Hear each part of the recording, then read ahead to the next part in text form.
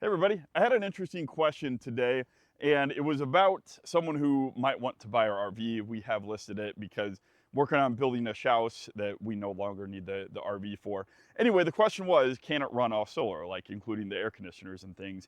And they self-admittedly were kind of new to all of this. They didn't, it sounded like might not know how electrical systems in an RV worked, what was possible, what's not possible, and it wasn't an easy answer because I mean, yeah, almost anything's possible, and you can run the air conditioners off of solar, but so it has a but there, and so I thought I might just explain a little bit about the RV electrical systems, what ours has, what others have.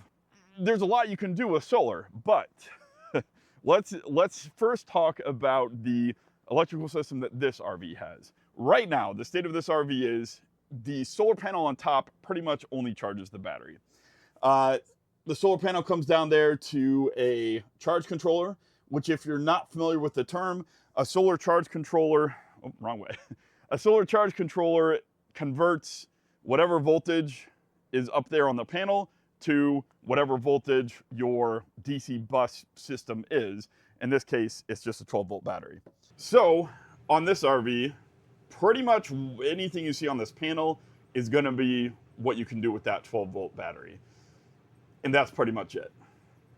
You can do the slides, the awnings, water pump, the lights. That's it.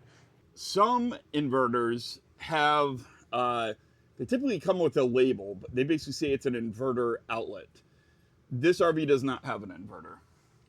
What is an inverter, you might ask? Inverters come in all shapes and sizes. Pardon the loud noises, but we're entering my shed here. These are my two inverters capable of producing a combined 13 kilowatts of power, enough to run 2 air conditioners and charge the EV. The reason why you need these is because they could make, sorry, just to remember, the refrigerator is a 12 volt, it runs off the battery. But that's one caveat to the rule. The refrigerator, you can run like an off-grid mode that the solar panel on top of the RV will keep charged. The problem is a lot of these loads, like say a microwave, they need a lot higher voltage than 12 volts, or even some battery systems are 48 volts. You need higher voltage to be able to run these loads. Otherwise, the size of the wiring you'd have to run to them would just be massive. So that's why you typically see a lot of, well, you always see, almost always, most of the loads inside of an RV, especially the big loads, are all powered by AC. Well, you need an inverter to invert the DC to AC. That's what an inverter does. And it can do that up to the capacity of the inverter. Each one of these, for example, are 6,500 watts. To kind of trace out the rest of my system, they all go into this panel. They feed into this breaker. This is from the inverter. For nighttime storage, anything that needs to run can run out here at night. This is about 30 kilowatt hours of batteries. Roughly in today's money, this is $5,100. If you buy the cheapest, highest quality, reliable, and good batteries from like a brand like EcoWorthy. Basically out of China, but it's still high quality and good quality. If you want something like these, I forget when I first got this, I only had like one battery or three. They were $1,700 each. These I got on sale for $1,000. Battery prices have really come down a lot, but they're still expensive, especially if you go with a big name brand. But the Chinese quality on that EcoWorthy, some you want to avoid 100%. Don't get them.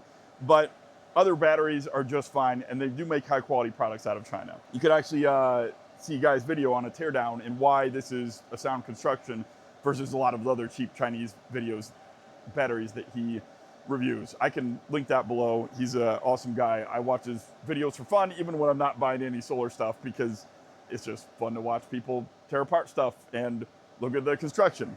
Okay, so back to answer the question, what would it take to run this specific RV off of solar? It is a 50 amp RV plug, so the NEMA 14-50P is the plug, this style of plug, in case you were not familiar.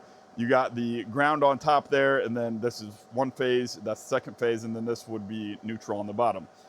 Anyway, the point is, 50 amps is basically the output of 2 of these inverters. So if you want to be able to run the RV and never have anything trip, never have to worry about anything, it can be quite expensive. But let's say, what if you wanted to have like minimum entry? Say you'd have to turn off one of the air conditioners in order to run the microwave. What would that look like? All right, so the microwave is 1300 watts or 1.3 kilowatts. Let's turn these down and make sure these stay on. There we go. Open up every single other breaker that I have here.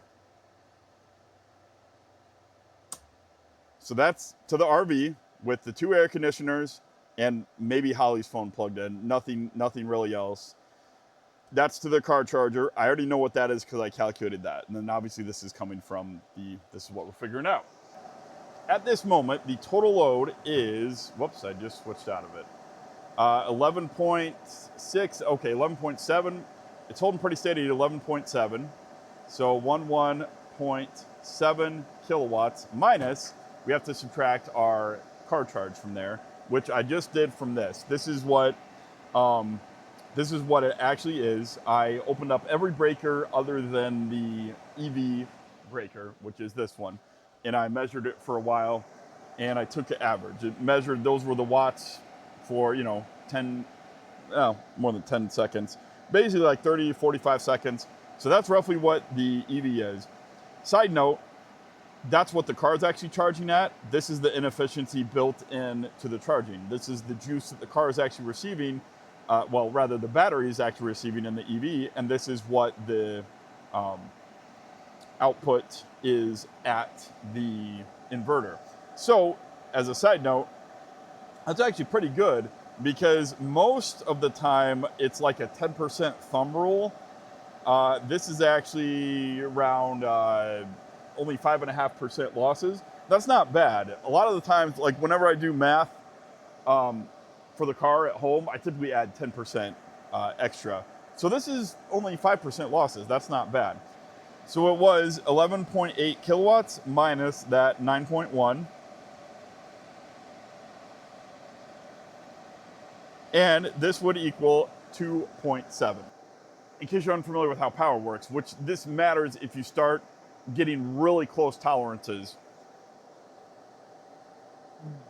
This is one phase and this is the second phase, as I explained. What you might not know is the way that bus bars are arranged on a panel, and including the RV, it alternates loads. So for example, you have a bus bar here and a bus bar here, but basically it alternates so that this breaker stays on my left inverter, right? So it's on this bus bar on the left. This would be the right. This is a 2-pole breaker, so it actually takes phases from both, right? This is why it's, this is what they call split phase for American. Each leg is 120 volts. You do phase to phase, and that's your 240. It's not actually 240 volts to ground. That's something different. So this is one phase of 120, one phase of 120, sorry, which phase to phase is 240. Again, if you take a meter from each phase to ground, it's only 120 volts. I lost my train of thought there. So if margins are tight, you have to be careful with how you load out another panel. An RV is already loaded pretty balanced. So for example, this leg is going to be balanced, and they've done that for you already. Like for example, one air conditioner I know is off this one, and the rear air conditioner is off this one. They don't put both of them on the same leg. All this to say, let's say you want an inverter that will not trip offline, and you want to be able to power these things. I think 2.7, right? You're looking at 1.3, and that's nothing else. You're already at 4 kilowatts. So I think you probably want like a 6 kilowatt inverter, and you probably wouldn't trip things out and overload things too often unless you plug a whole bunch of, laptops and, stuff that gets charging, phones, TV, heat's a big one. So if you start plugging in like electric space heaters, my inverters can basically barely handle this RV at its full rated capacity. I say all this to say, yeah, you can run this RV off solar. What does 3 kilowatts? Let's just round this number up to 3 kilowatts because you're going to be running some other things inside there. So 14 hours times 3 kilowatts is, if you could do math with a calculator, you already know this answer, 42 kilowatt hours. But that's running the AC 100% of the time. That is extremely unlikely, especially as it gets colder at night. But let's say it doesn't get too cold at night, but then again, you don't have the sun. I don't really have experience for how often these ACs run at night. Well, actually, yeah, I do, because my shed is insulated and the AC is running in here. It runs about half based on the charts that I have overnight. Let's look at that real quick. So you can kind of see this is my AC kicking on inside the shed here.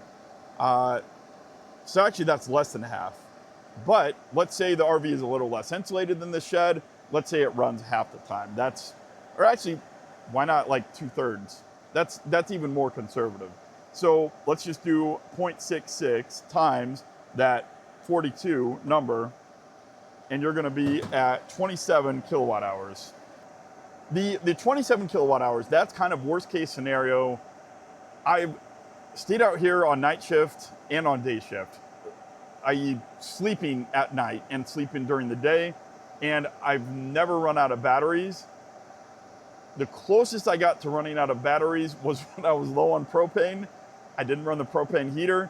I knew the sun would come up. It was in the winter, so I turned on an electric space heater and I slept out here in the bed, and I didn't run out of batteries. And that was only when I had 3 of these batteries. So around 15 kilowatt hours instead of 30. This is 30, again, this is around 30 kilowatt hours of batteries, and costs you around $5,000, not including the case. I think that's like another $700. I would feel very comfortable staying, living off grid in this RV with this amount of batteries. Obviously more is better, but you don't want to spend $10,000 at batteries when $5,000 could get you by and get you pretty much the rest of the system. So I hope that helps explain. I think I will transition this video to, anyway, I just wanted to say this is not ideal, but it is an option. You can literally throw panels on the ground, and you kind of gotta, you gotta weed whack around them. You gotta worry about these cables. This probably isn't the best for, getting weed whacking. Right now I don't have any grass on this side, so I don't have to worry about it. To just get started, you can literally throw panels on the ground. Honestly, the best thing would maybe be pour a spot where you're gonna use maybe as a future patio or a gazebo, and just put panels on there. So that way you can not have to worry about any type of mounting device, but you have a nice clean place to put panels, and you don't have to worry about, the biggest problem with this method is, this is a little bit messy, but you can kind of see when it rains, it hits the dirt, and dirt water mixture splashes up on here, and it doesn't dry so nice and clear.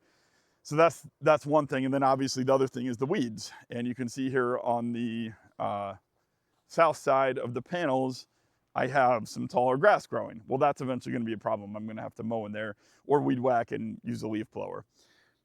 Anyway, the point is you can set these up cheaply, really, really cheaply yourself, just by throwing them on the ground on top of some concrete is what I would prefer. Or there's some relatively cheap mounting options as well. If you have space, the ground is your friend. I would not put solar panels on a roof if I could avoid it. But I did, just because I kind of wanted to leave some of the trees around and I didn't want to keep destroying things. And you do need a big opening for maximizing the sun. It's actually surprising how much room you need to be able to have solar panels and not have any shade on them at all. So anyway, with that said, let's switch to the computer. All right, so I wanted to talk about the options if you wanted to take this solar. None of these are all-inclusive, and all of them can be modified or edited how you see fit. This is just a rough throwing together of a list. Again, it is not all-inclusive, and you might also want to check that even some of these things work. For example, I don't even know if you can plug in 4 solar panels into here. I don't know the exact specs of it. I just saw that it's kind of what you could do with some of their packages. So let's get into it. This is what you would need for EcoFlow. So this actually takes 2 inverters. You basically plug the output of one of this battery inverter combo here, and then it has an extra battery on top. So all told, this is around 9,000 watt hour capacity, and you would need 2 of these. So you have to purchase double of this, and then you plug one into that side, one into this side with their proprietary plugs, and now you have their 50 amp plug that you can use for the RV. Some other stuff you might want is, since you're not going to have a lot of solar panels, you might want to use this smart generator. And I forget the specifics, but I've looked at this before, and basically it can talk to your inverter, it knows the state of the battery, and it'll automatically turn on when the battery is low. With that, EcoFlow, one option is you could also use this. If you go back to here and read, it says using the EcoFlow Delta Pro 3, which was this guy here, it has a total max output, this outlet right here, of 33 amps. If you look here, it has an output of 12,000 watts, 50 amps, which is the rated capacity of the plug and the RV electrical system. We'll get into the specifics and the pricing, the comparison later, but I'm just showing you these visuals so that you have an idea of what the spreadsheet actually looks like. There is another kind of plug and play system here that looks like a little bit cheaper. You can expand the battery. I'm not sure about expanding the inverting capability. If I wrote this down correct, right, the microwave is 1.3 kilowatts. Both of the ACs is 2.7. So that's not getting you all the way up there to the 50 amps. 2.7 plus 1.3 is, well, that's 4 kilowatts, right? And that Anker inverter was 6 kilowatts. Now, can it handle the starting surge? I don't know. I haven't tested it. Which brings me to the last problem with EcoFlow and Anker. They come with dinky little solar panels. These solar panels are not going to probably not, I should say, going to be able to keep your RV running with both ACs on and charge up the batteries, right? You're looking at 1,200 watts total solar, and you just saw from my editing clip, right, to just run the microwave and both ACs at the same time, you're gonna need, that's around 4 kilowatts. Now that's not capacity, that's 4 kilowatt hours would be, for example, if you ran it, all of those nonstop for a full hour, that's 4 kilowatt hours. Of course, your AC isn't gonna be running nonstop, and your microwave definitely isn't gonna be running nonstop. They cycle on and off. Don't fret about the solar panels just yet. I'll get more onto that later. I just wanted to kind of paint a picture of the overall cost of those systems. Anyway, the point is, I think that would probably get you through the night based on my experience in the RV. I talked a little bit about this in another video. I had only 3 batteries, which was right there around the 15 kilowatt hour capacity. I was able to run the air conditioner all night long. So that wasn't a big, I think, again, I haven't tested it in a long time, but I think you'd be okay with this battery capacity doubled, right? Because you need 2 of these again. So now we're getting into your off-grid options.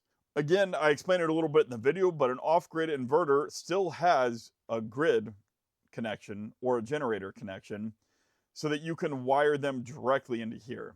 So if you eventually do bring in power, so that you want a little bit more, I don't know, say you want to charge an EV and you don't want to necessarily upgrade this inverter, which you could also do, I believe up to 16 of these, not 6, can parallel for a total of 96 kilowatts.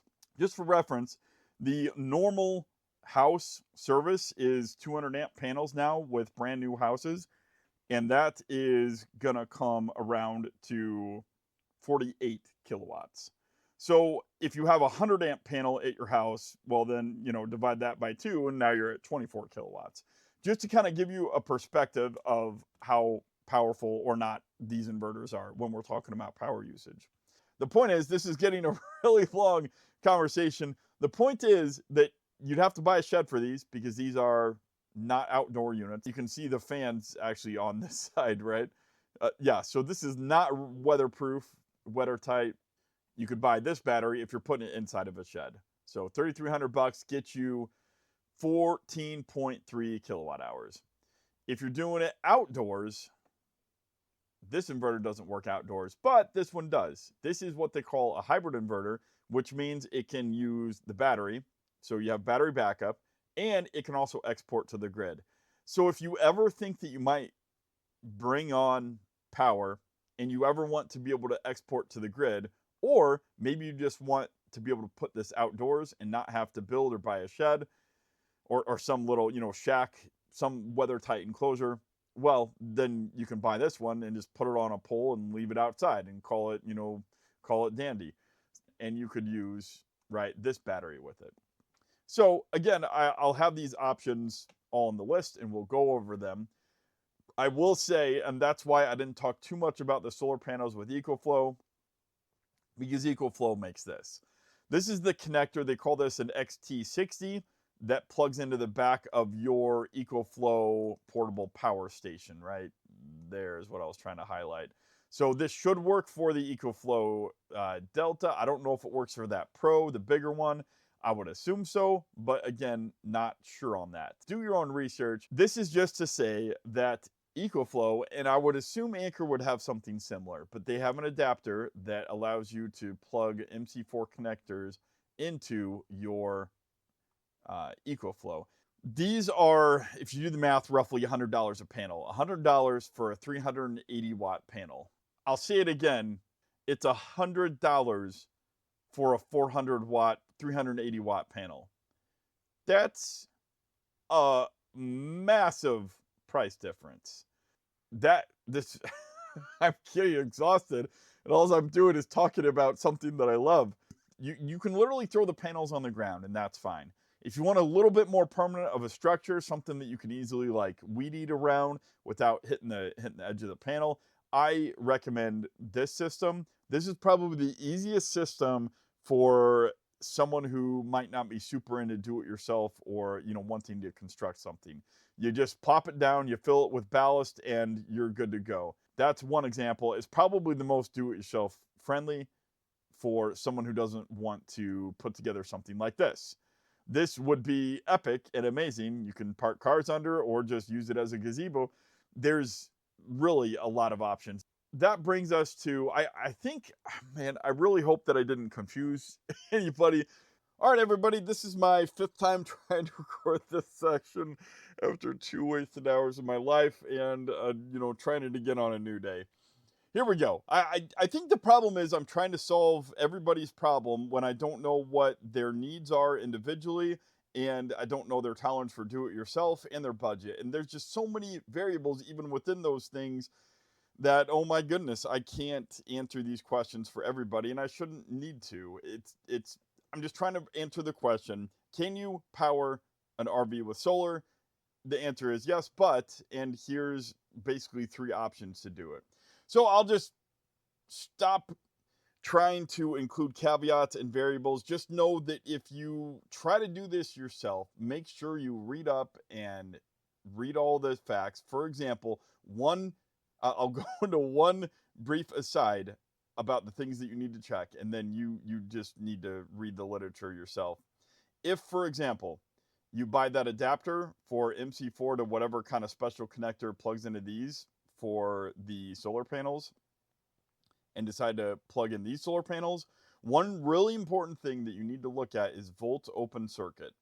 And it changes based on the temperature of cold. There's various calculators that you can use to get it. But just for example, that 6000 XP inverter can handle up to 8,000 watts of power, 4,000 watts per tracker. That's maximum power point tracker, if you're unfamiliar with that term. So, and it has 2 trackers. So that's the way that you can wire it up. So for example, just very simple math. Let's say your volts open circuit on one panel was 40 volts.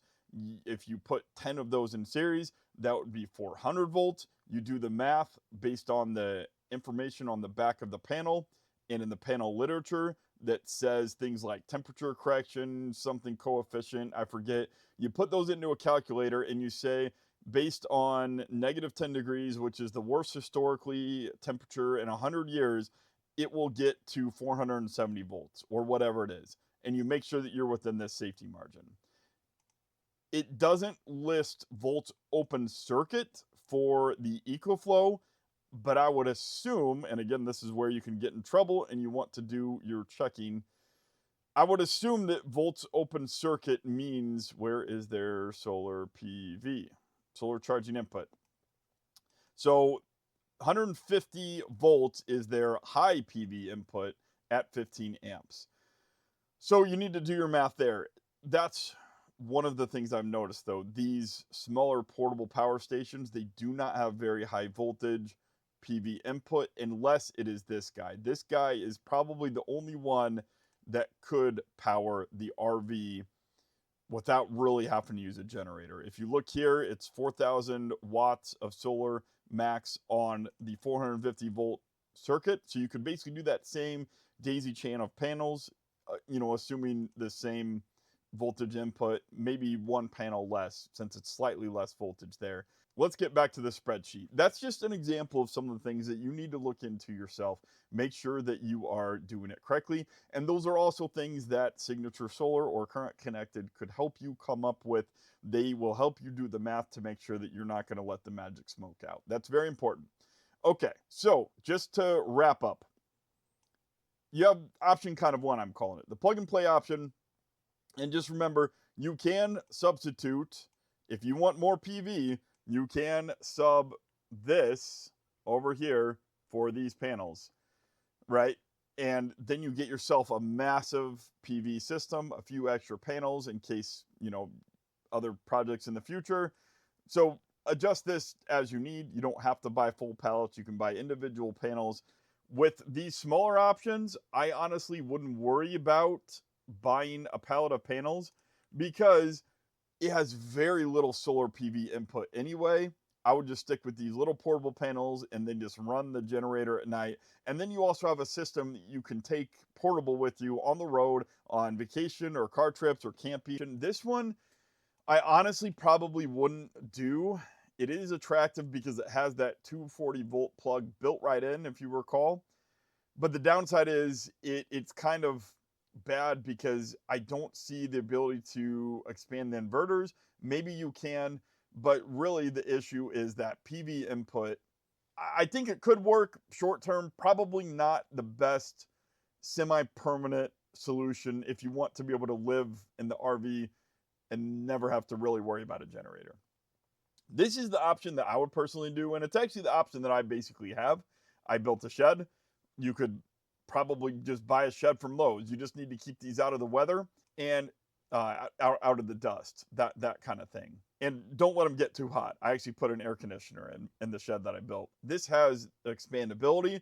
You can parallel a lot. What was it? 16 of these panels or inverters together.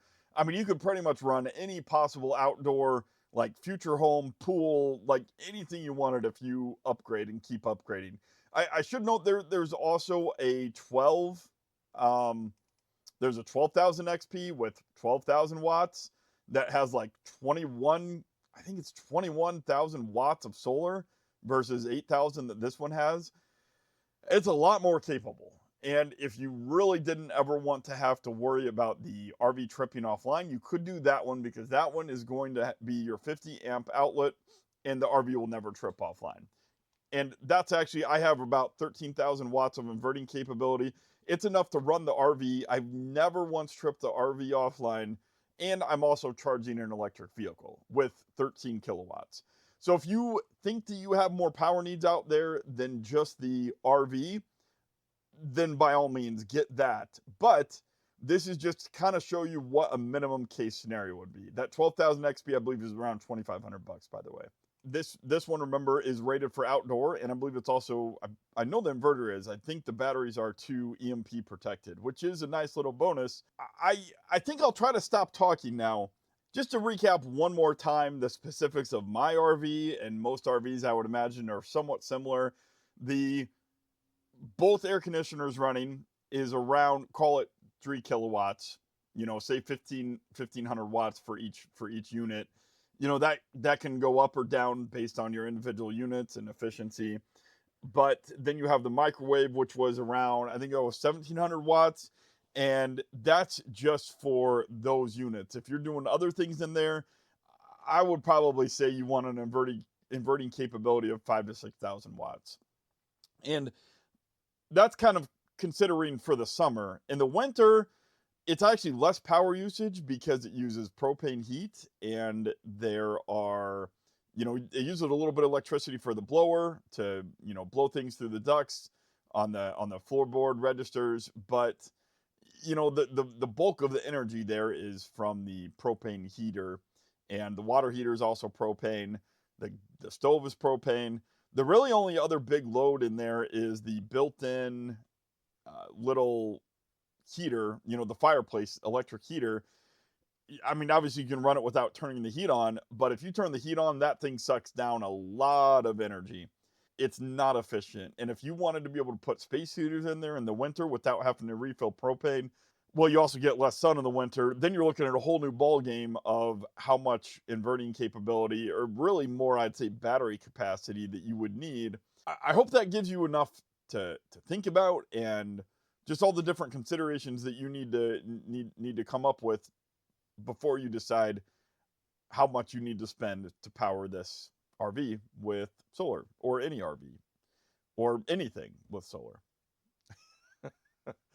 Okay, well, I'm tired, and I hope that conclusion did a little bit of justice to answering the question that was asked, because I don't know. My brain's so frazzled, I have no idea if I actually did a good job. I feel like I did a horrible job. But I also noticed when I was editing, I was able to edit out a lot of things that I said repeating myself, and I'll probably edit out this last bit anyway because I'm just rambling on forever. And so